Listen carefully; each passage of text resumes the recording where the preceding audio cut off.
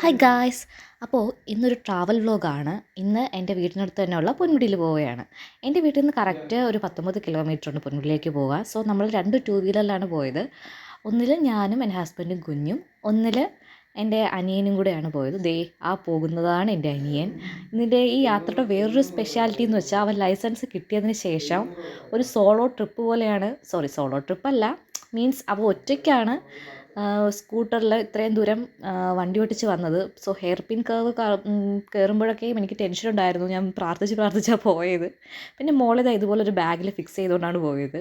അവൾ സുഖമായിട്ട് ഉറങ്ങി.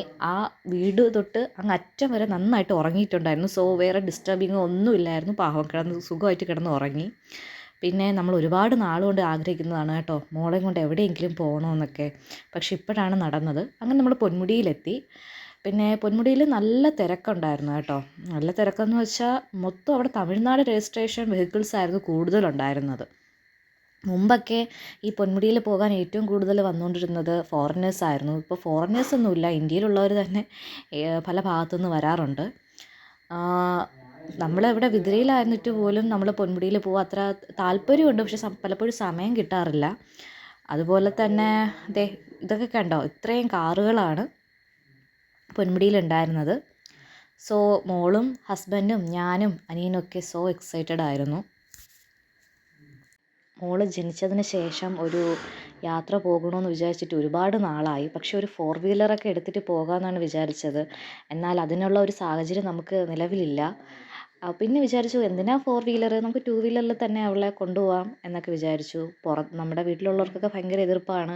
കുഞ്ഞാണ്, 1 വയസ്സാകുന്നതിന് മുൻപ് എവിടെയും കൊണ്ടുപോയിക്കൂടാ എന്നൊക്കെ റിലേറ്റീവ്സ് പറയാറുണ്ട്. പക്ഷേ എനിക്ക് അതിനോട് ഒട്ടും യോജിക്കാൻ കഴിയില്ല. അങ്ങനെ 1 വയസ്സ് വരെ നമ്മുടെ വീട്ടിലൊരുമാതിരി വെയിൽ കൊള്ളിക്കാതെയും മഴ കൊള്ളിക്കാതെയും മഞ്ഞ് കൊള്ളിക്കാതെയൊക്കെ വീട്ടിലിട്ട് വളർത്തി കഴിഞ്ഞാൽ അതൊരു ശരിയായ നടപടിയായിട്ട് ഒരിക്കലും തോന്നിയിട്ടില്ല.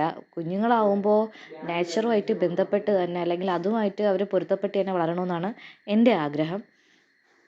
പിന്നെ എന്താ പറയുക, അവിടെ ചെന്നപ്പോഴത്തേക്കും നമുക്ക് കുറച്ച് വീഡിയോസും പിക്സും ഒക്കെ എടുക്കാൻ പറ്റിയിട്ടുണ്ട്.